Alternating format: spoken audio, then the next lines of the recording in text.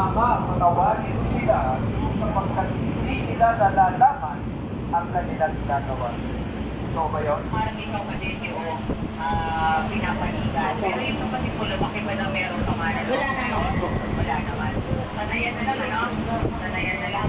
Okay, ulit yun. Okay, salamat. Ay hindi kamatayang pisikal lang.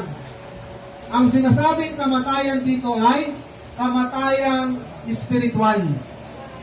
Okay? Una, yung pisikal na kamatayan. Pangalawa, yung spiritual na kamatayan. Pero, bakit? Mayroong pero. Ngunit sa kagandahang loob, no? Ngunit sa kabutihang loob ng Diyos.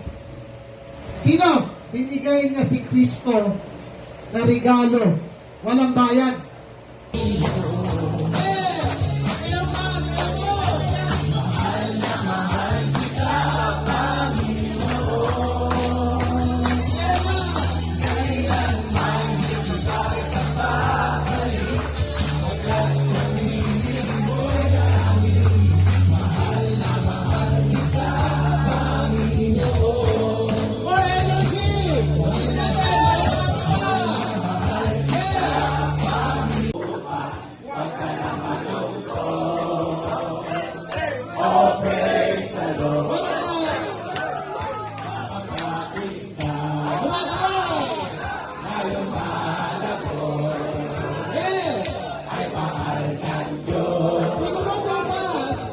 Como